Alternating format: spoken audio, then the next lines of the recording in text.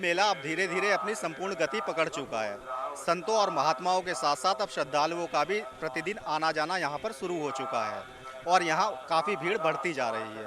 ऐसे में परम पूज्य बाबा त्यागी श्री कल्याणदास जी महाराज के आश्रम में भी संत परिचर्चा नित्य प्रतिदिन जारी है। आइए देखते हैं आज की परिचर्चा के मुख्य अंश। श्री गणेशाय नमः। श्री सरस्वत्यै नमः। श्री सद्गुरुदेवाय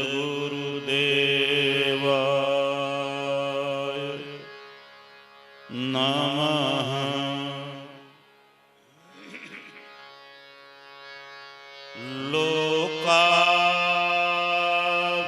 लोकाभिरामं रणरङ्गधीरं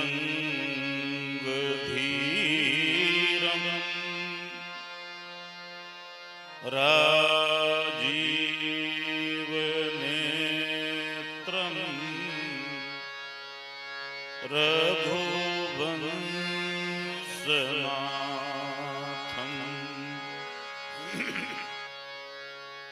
कारुण्यरूपं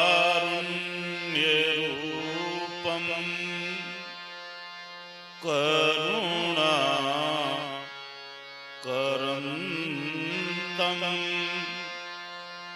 श्रीरामचन्द्रं शरणं प्रपद्ये।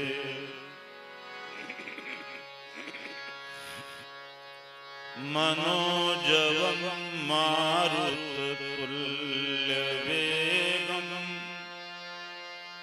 जितेन्द्रियं बुद्धिमतां वरिष्ठं वातात्मजं वानरयूथमुख्यं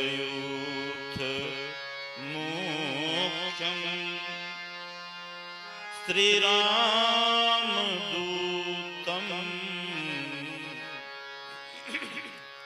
शरणं प्रपद्ये।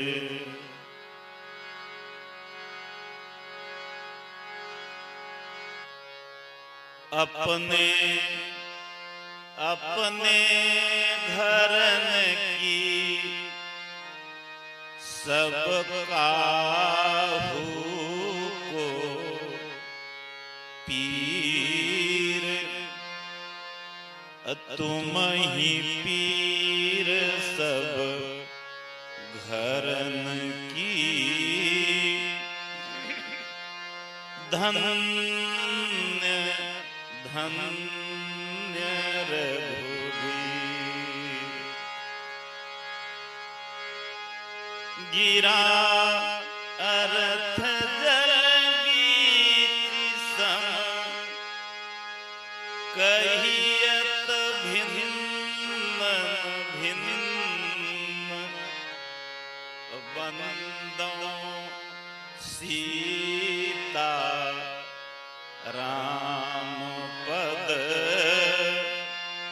जिनहि परम प्रिय खिन्न। प्रेम से बोलिए राजा रामचंद्र भगवान की। प्रेम से बोलिए राजा रामचंद्र भगवान की जय जय। श्री सीता मैया की जय। श्री सरजू मैया की जय। श्री राम जन्मभूमि की जय। गंगा मैया की जय। तीर्थराज प्रयागराज महाराज की जय। वेणी माधव भगवान की जय। श्री बड़े हनुमान जी महाराज की जय। सद्गुरुदेव भगवान की जय। जय जय सीता राम। अकारण करुण करुणा वरुणालय रामलला राघवेंद्र सरकार प्रातः स्मरणीय वंदनीय अर्चनीय पूज्य बाबा जी महाराज प्रभु चरणामृत चंचरी प्रेमी भक्तजन एवं भक्तिमती माताओं। चलो 2 मिनट भगवान के नाम का संकीर्तन किया जाए, फिर उसके बाद थोड़ी देर ठाकुर जी के चरित्र का श्रवण किया जाए। जय सिया राम जय जय सिया राम।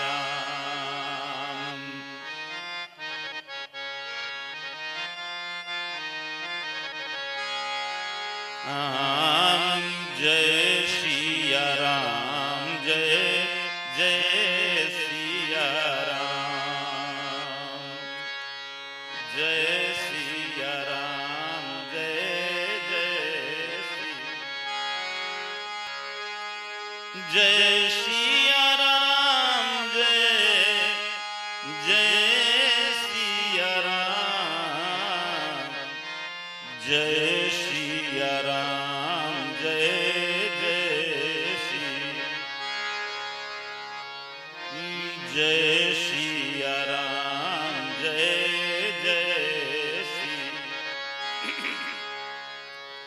दीन दयाल सुने जब ते तब ते मन में कछु ऐसी बसी है। तेरो कहाय के जाऊं कहाँ अब तेरे ही नाम की भेंट कसी है। तेरो ही आसरो एक मलूक नहीं प्रभु सो को दूजो जसी है। तो ए हो मुरारी पुकारी कहो अब मेरी हंसी नहीं तेरी हंसी है। ए हो मुरारी पुकारी कहो अब मेरी हंसी नहीं तेरी हंसी है। तो जय सिया राम जय जय सिया राम। जय सिया राम जय जय सिया। जय सिया राम जय जय सिया राम। जय सिया राम जय जय सिया राम। जय सिया राम जय जय सिया राम। जय सिया राम जय जय सिया राम। जय सिया राम जय जय सिया राम। जय सिया राम जय जय सिया राम। जय सिया राम जय जय सिया राम। जय सिया राम जय जय जय सिया राम। अभी पुण्य सलीला मां भागीरथी के परम पवित्र पावन तट न कहा जाए, रेत कहा जाए, गोद कहा जाए, आंचल कहा जाए। मां भगवती भागीरथी गंगा के आंचल में बैठ के, गोद में बैठ के हम लोगों को भगवान का नाम सुनने का सौभाग्य प्राप्त हो गया है। कल सत्संग नहीं हो पाया था, व्यवधान हो गया था। कुछ विगत दिनों में हमने चर्चा किया था कि यहाँ पर 2 प्रयाग का लाभ मिल रहा है। एक तो प्रयाग है गंगा यमुना सरस्वती त्रिवेणी संगम का प्रयाग, और एक है संत प्रयाग। दोनों का तुलनात्मक वर्णन किया बाबा तुलसी ने मानस की इन पंक्तियों में। हम लोग भी गाएं। मुद मंगलमय संत समाजु, मुद मंगलमय संत समाजु, जो जग जंगम तीर्थ राजू, मुद मंगलमय संत समाजू, मुद मंगलमय संत समाजू, संत संत समाज। एक तो संत रूपी प्रयाग है और एक तीर्थराज प्रयाग रूपी प्रयाग है। आप कहोगे स्वामी जी प्रयाग का क्या अर्थ होता है? तो प्रयाग दो शब्दों से बना है, एक प्र और दूसरा याग।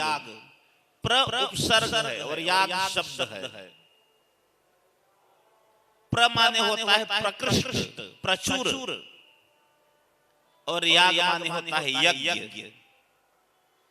जिस भूमि पे प्रचुर मात्रा में याग हुए हों, प्रकृष्ट मात्रा में याग हुए हों, अनगिनत यज्ञ हुए हों, जिन यज्ञों की गणना नहीं की जा सकती, इतने याग जिस भूमि पर हुए हों, वो भूमि प्रयाग है।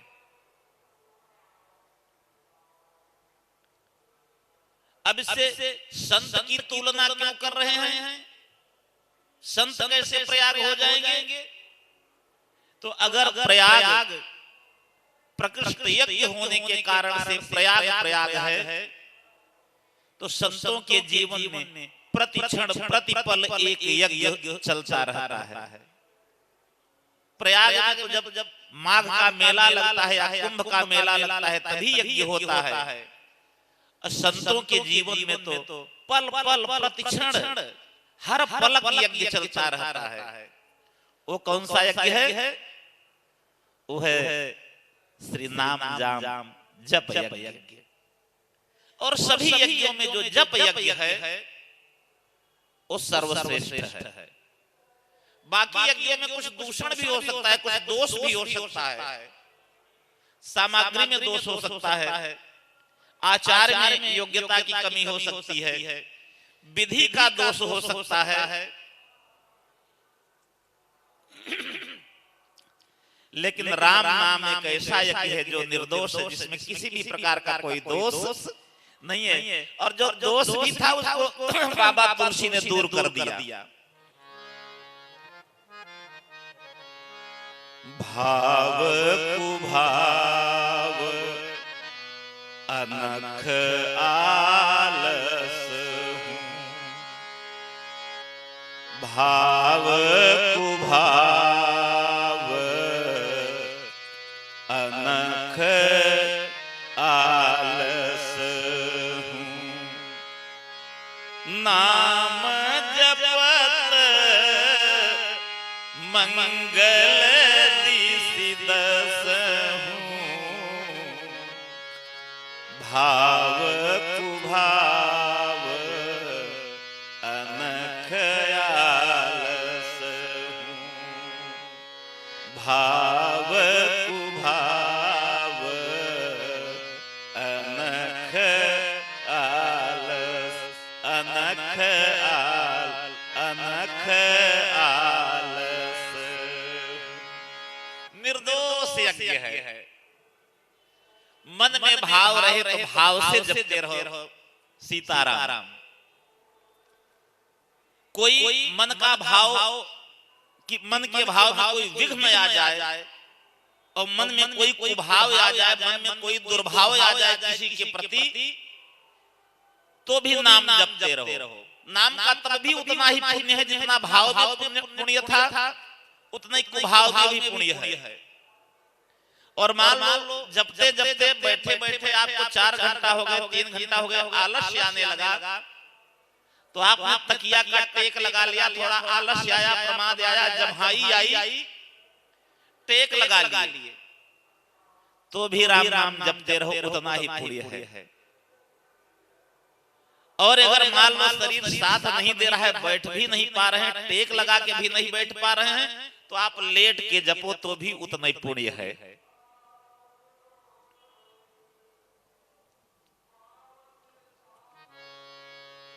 अनख, मान लो मन में काम, क्रोध, मद, लोभ, ईर्ष्या, द्वेष, विकार, अहंकार मन में आ जाए, और किसी व्यक्ति के प्रति, किसी वस्तु के प्रति, किसी संबंध के प्रति मन में ईर्ष्या पैदा हो जाए, तो भी आप राम नाम, उस ईर्ष्या में भी जलते रहो, तो भी राम नाम जपते रहो, वो ईर्ष्या ही जल के खाक हो जाएगी और राम नाम अमर का अमर रहेगा। और बाबा तुलसी ने बड़ी सुविधा दे दिया, नाम जपत मंगल दिसि दसहु, नाम जपत मंगल दिसि दसहु। अगर आप नाम जप करके कार्य को प्रारंभ किए तो किसी भी दिशा में आपको दिशाशूल लगेगा ही नहीं, दिशाशूल भी निरस्त हो जाएगा।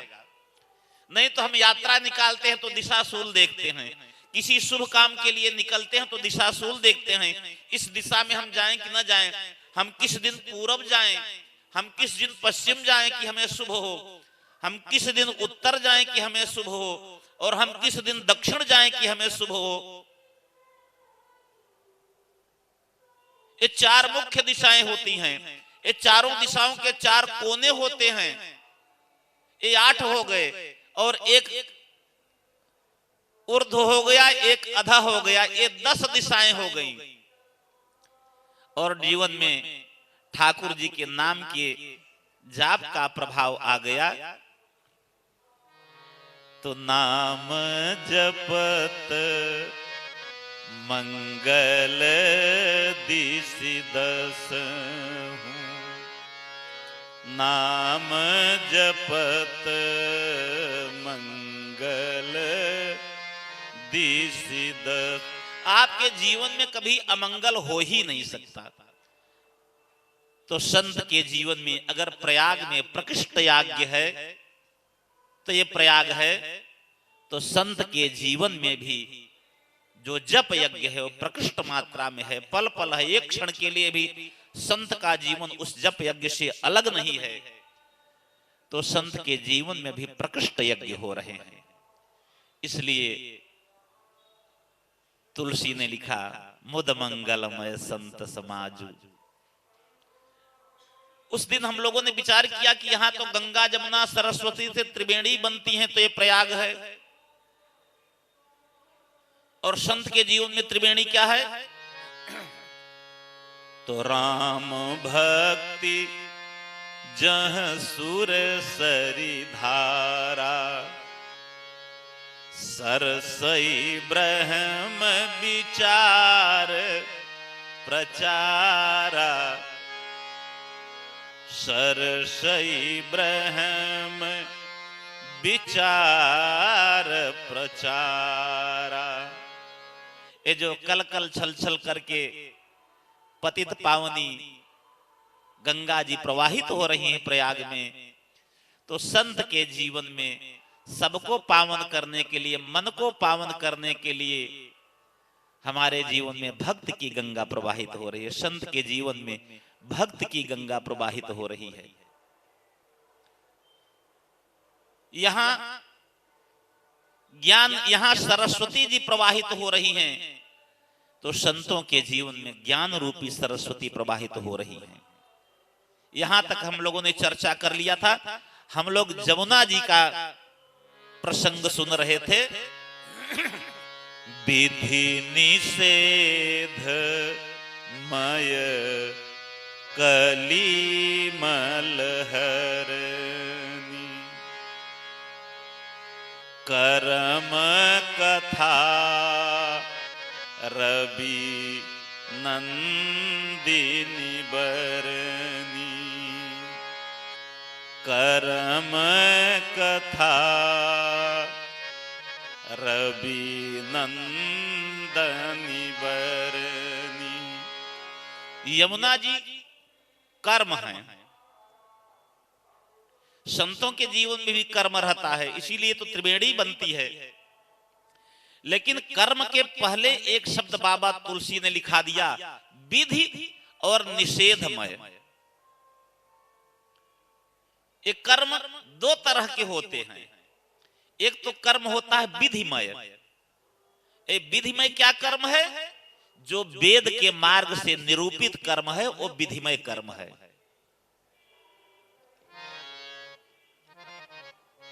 वर्णाश्रम निज निज धर्म निरत वेद पथ लोग।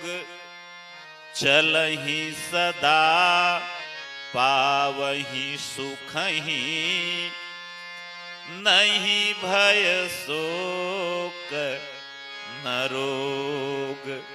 ये विधिमय कर्म है। किसके लिए? वेद ने क्या कर्म निरूपित किया है? ब्राह्मण के लिए वेद ने क्या कर्म निरूपित किया है? ब्राह्मण क्या कर्म करके सुखी हो सकता है? ब्राह्मण के जीवन का कर्म वेद बताता है। क्षत्रिय का जीवन, क्षत्रिय क्या काम करके क्षत्रिय सुखी हो सकता है? क्षत्रिय के जीवन का कर्म वेद निरूपित करता है।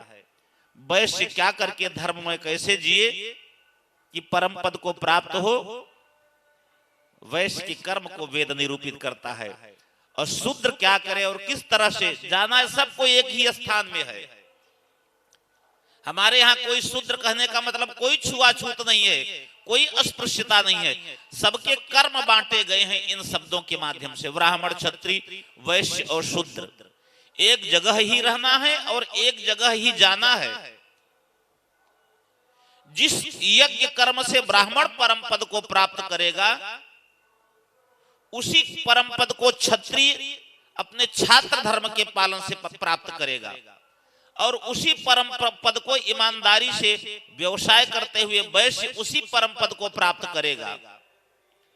और शूद्र धर्म में सेवा करते हुए उसी परम पद को प्राप्त करेगा, जिस परम पद को ब्राह्मण वेद पढ़ के प्राप्त किया है। अर्थात गति एक ही है सबकी, कर्म अलग अलग हैं। ये बताएगा कौन? इन कर्मों का वेद निरूपण करता है। क्या कर्म विधिमय है? जमुना जी कर्म तो हैं, लेकिन सब कर्म विधिमय नहीं हो सकते, सब कर्म वेदमय नहीं हो सकते। ऐसे भी कर्म हो सकते हैं हमारे जिससे हम दंडित किए जाएं और जिससे समाज का बहुत बड़ा अपकार हो जाए, समाज का बहुत बड़ा नुकसान हो। वो कर्म विधिमय नहीं रहेंगे, वो कर्म निषेधमय रहेंगे। जीवन में क्या कर्म करें और क्या कर्म न करें, ये यमुना जी बताती हैं। क्योंकि अगर हम जमुना जी को केवल कर्म मान के छोड़ दें तो चोर कहेगा कि हम चोरी कर रहे हैं तो भी कर्म कर रहे हैं,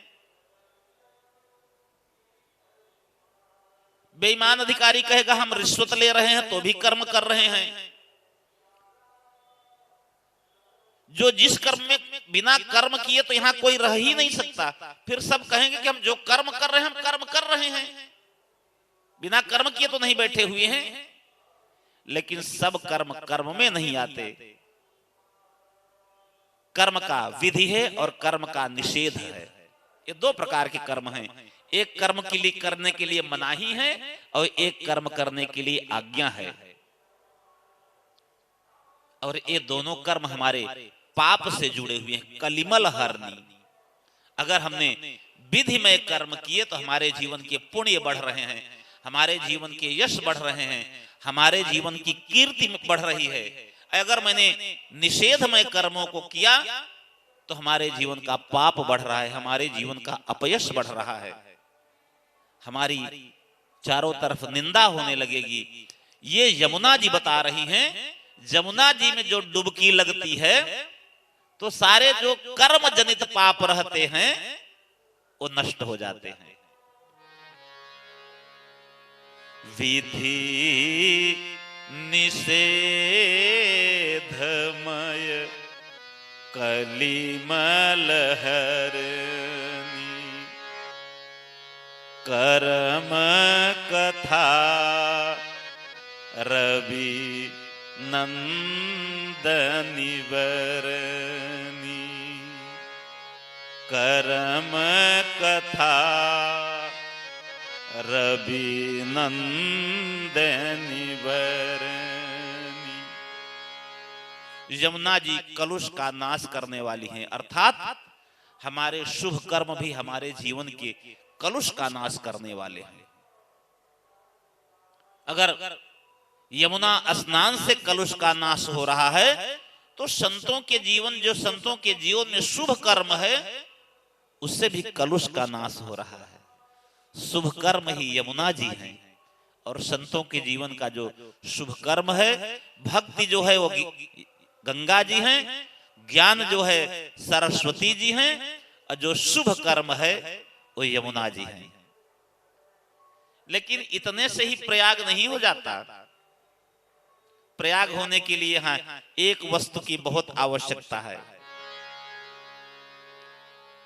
बट विश्वास अचल निज धर्मा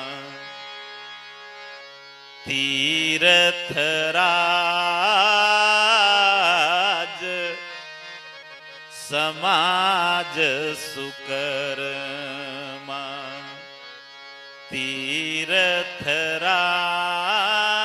तीर्थराज समाज सुकर्मा बट विश्वास।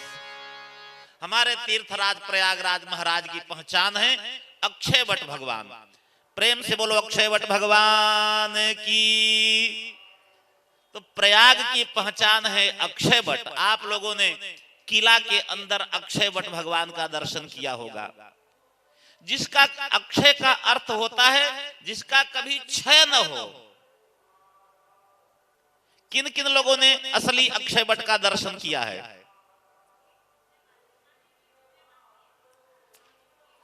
जो दर्शन नहीं किए होंगे वो जाके असली अक्षय वट का दर्शन करेंगे, क्योंकि पहले असली अक्षय वट का दर्शन नहीं कराया जाता था।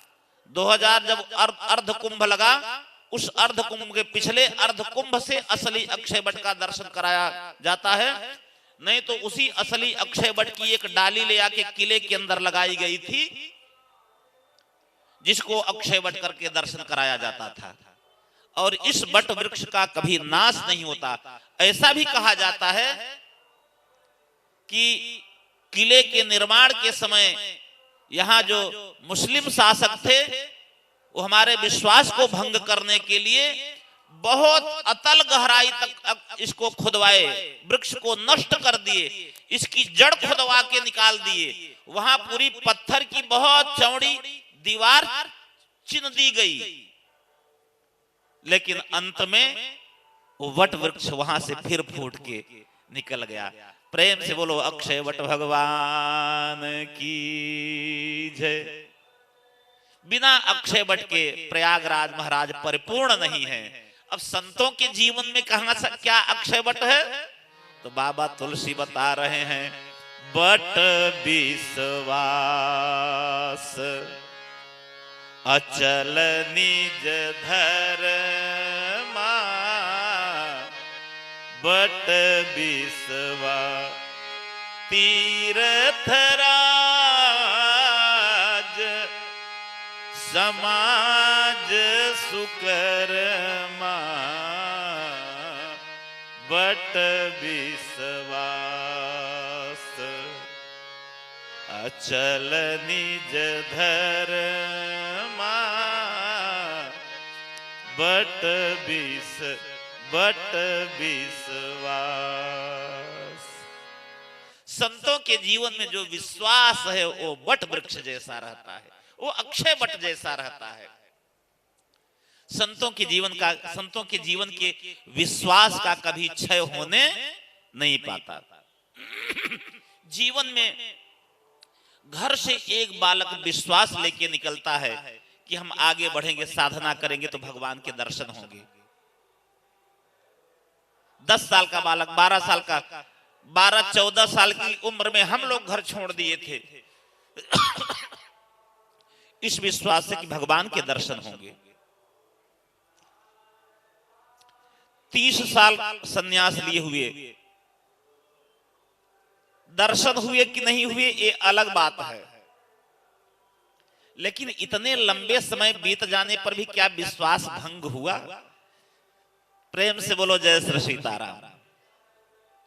हजार झंझावातें आए जीवन में, हजार कठिनाइयां आई, हजार आपदाएं आई, हजार परेशानियां आई, जीव मृत्यु तुल्य हो जाता है, ऐसी ऐसी स्थिति आ जाती है, फिर भी संतों के जीवन का विश्वास कभी नष्ट नहीं होता।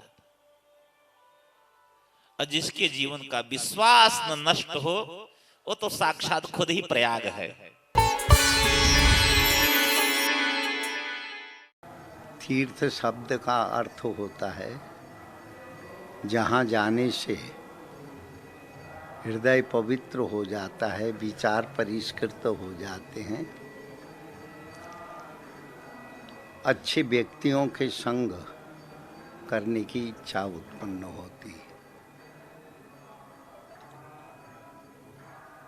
हम ये कहें तो कोई अतिशयोक्ति नहीं होगी, तीर्थ ही परमेश्वर से मिलने के मार्ग है। परमेश्वर से जिसको मिलने की इच्छा होती है वो तीर्थों के माध्यम से ही वहाँ पहुँचता है। और तीर्थों का मैं महापुरुषों ने तपस्या की है, संतों ने तप किया है, संतों की ने वहाँ पे संसार के मंगल के लिए, प्राणी मात्र के उत्सर्ग के लिए जो है परमात्मा से प्रार्थना की है, इसलिए वह तीर्थ हो जाए, तीर्थ होता है।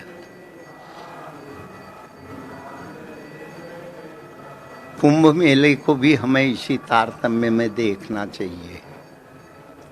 कुंभ में अनेक क्षेत्रों से अनेक महापुरुष यहाँ आते हैं, अपनी अपनी साधना के अनुसार मानव मात्र की रक्षा के लिए, उनकी उन्नति के लिए परमेश्वर से प्रार्थना करते हैं।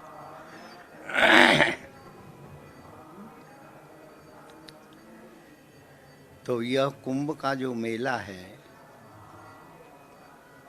ये अनेक दिशाओं से आने वाले महात्माओं का यहाँ पे आगमन हुआ है। हर साधक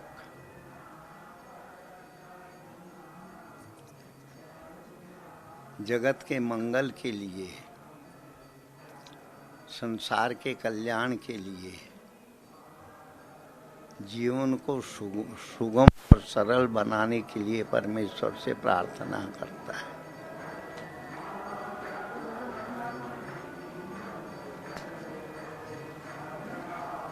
और जनता भी दूर दूर से इन पवित्र स्थलों में आकर के दिव्य नदियों में स्नान करती है, संतों के प्रवचन श्रवण करके अपने जीवन में कल्याण के मार्ग को प्रशस्त करते हैं। और यह सामूहिक जो उपासना का पर्व कुंभ के रूप में हो रहा है, उसमें हर व्यक्ति के मन में सर्वे भवन्तु सुखिनः सर्वे सन्तु निरामया सर्वे भद्राणि पश्यन्तु मा कश्चित् दुःख भाग भवेत्। इस भावना से सब प्राणी सुखी होवें, सब निर्भय होवें,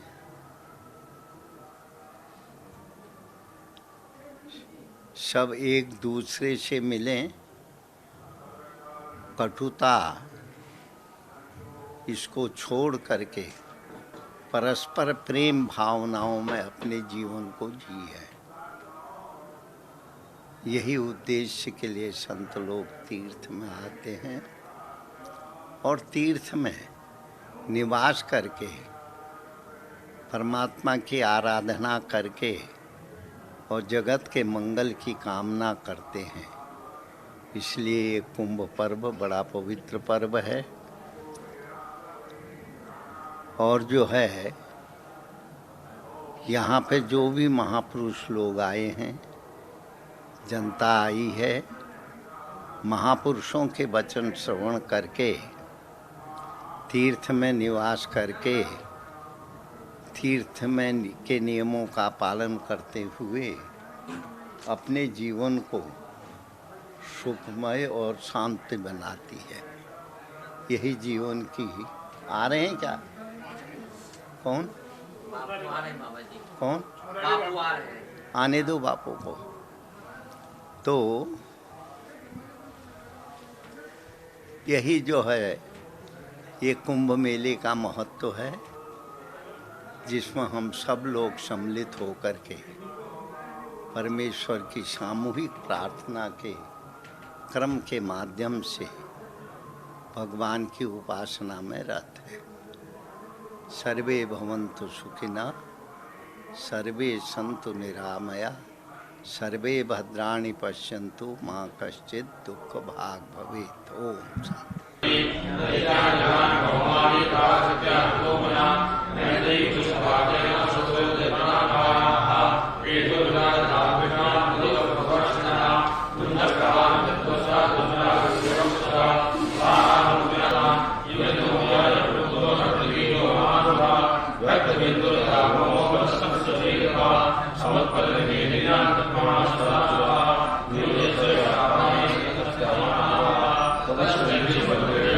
Gracias.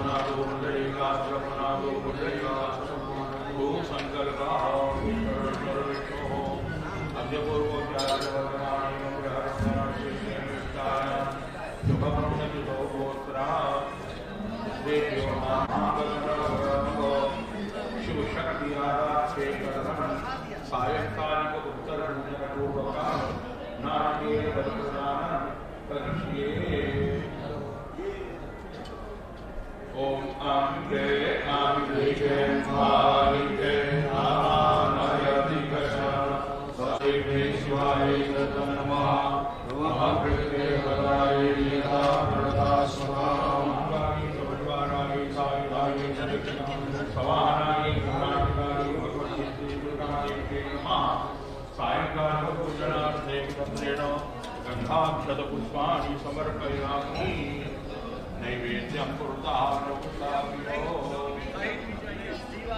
भूपति मोक्षते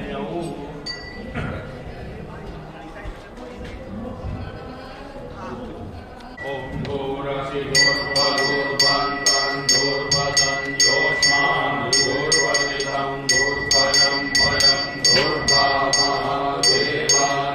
अधिवनितं भूतसिद्धमं भवितमं देवहूतमं मां संप्रेषामि देवाय नमामि प्राणिमां निरधुरा पवसवसो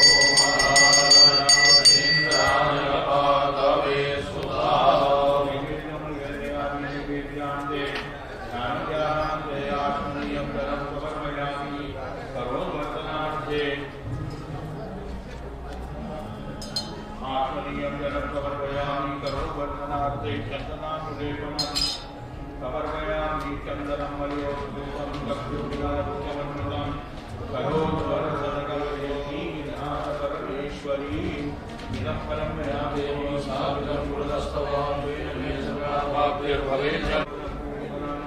प्रभदक्षिणां च समर्पयामि नमस्करोमि परिधानम्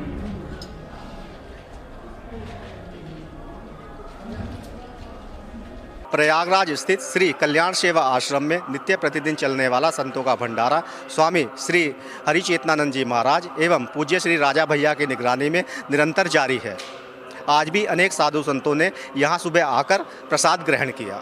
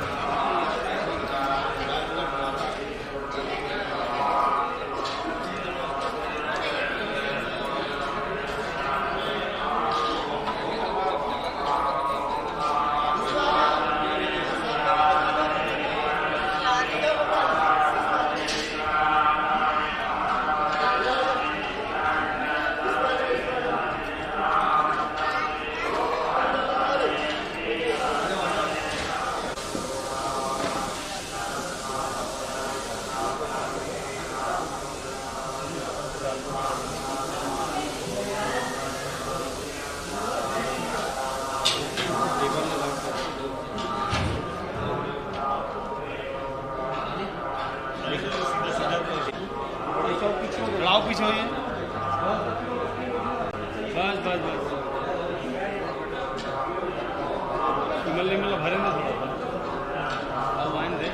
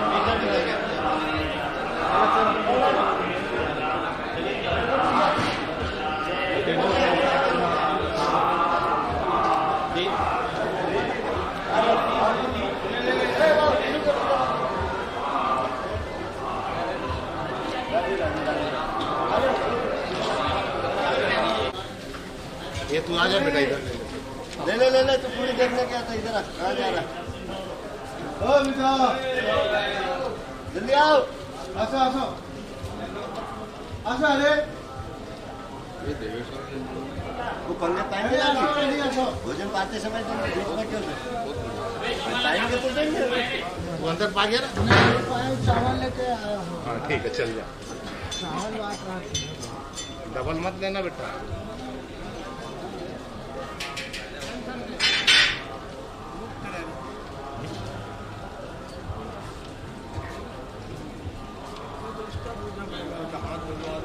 हो गया तेरा हाथ धोने वाले बाकी तो हो गए छोटू बचा है इसको तो पहले भाई ये आया मिस्त्री कहाँ है घूमता इन लोग गायब है इन लोग को नहीं है अंदर नहीं है इनको बोला गया तो इसके बाद इसको छोड़ो इसको तो मत ही दो अंदर में जाने वाले गायब कर दो अंदर घुसते वो बोल के रखा बोले ना पंकज के समय यहाँ रहना चाहिए पंकज के समय बोला सबको यहाँ रहने के लिए बोला कमरा में तुम सब ग्रुप समझ में आ रहा है क्या कर रहे थे एक ग्रुप है हाँ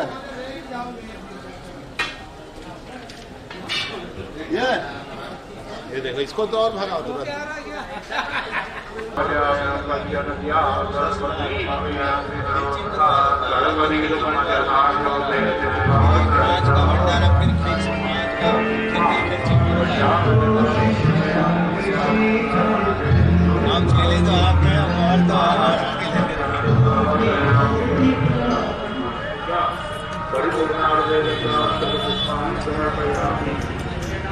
नमस्करोमि उत्तरे निर्माल्यं विसृज्य हस्तप्रक्षालनं पुनः गन्धाक्षराक्षरे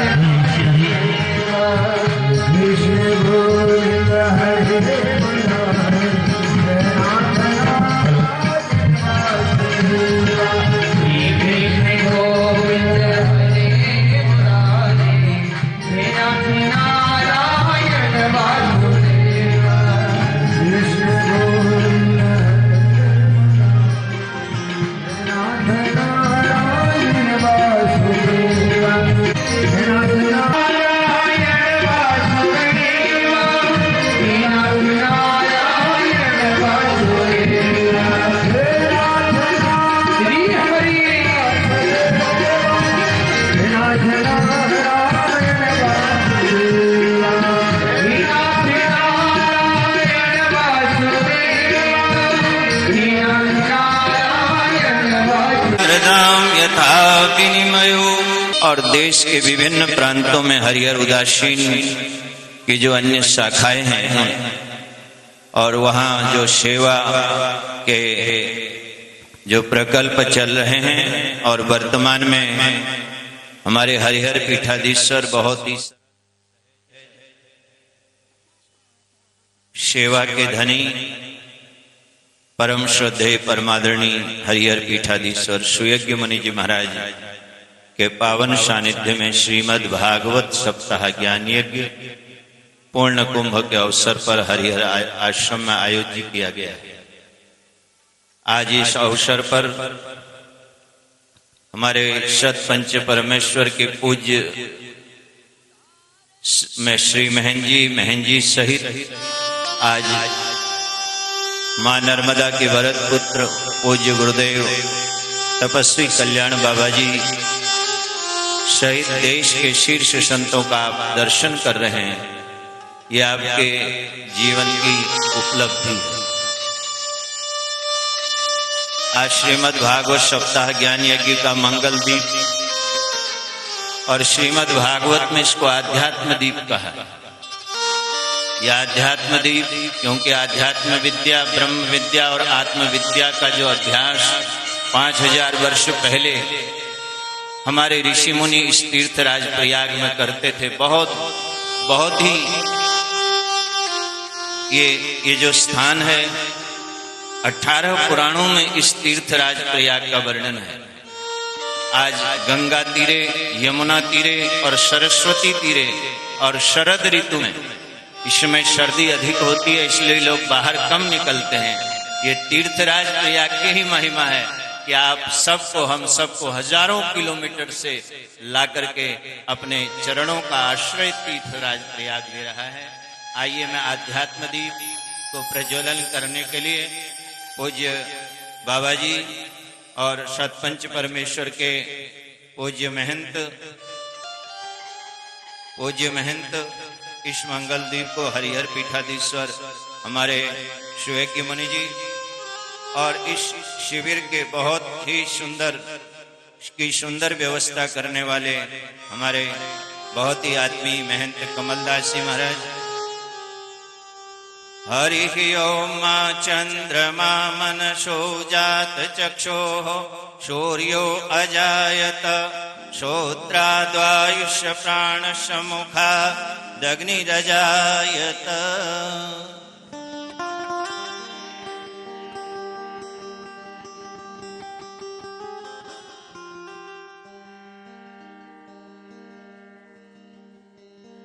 मैं श्रद्धेय महंत कमलदास जी से निवेदन करता हूं, सभी लोग अपने स्थान पर बैठ जाएं।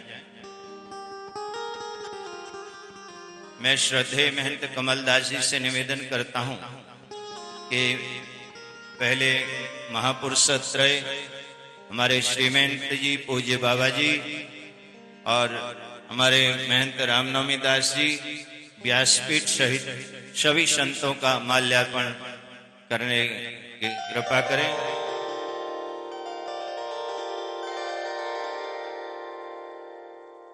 बोलो वृंदावन बिहारी लाल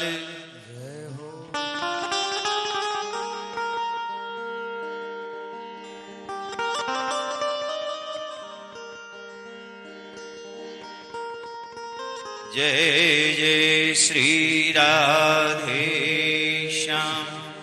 हमारे श्रद्धेय महामंडलेश्वर उदासीन पंचायती अखाड़ा नया के श्रद्धेय सुरेश मुनि जी महाराज भी पधार रहे हैं, उनका भी बहुत स्वागत है। उनके साथ में स्वामी विनयानंद जी महाराज। आइए मैं इसी श्रृंखला में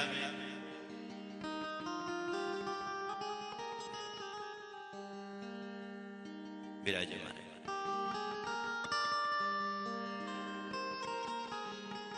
जब तक ये प्रक्रिया पूरी हो थोड़ी देर नाम लो।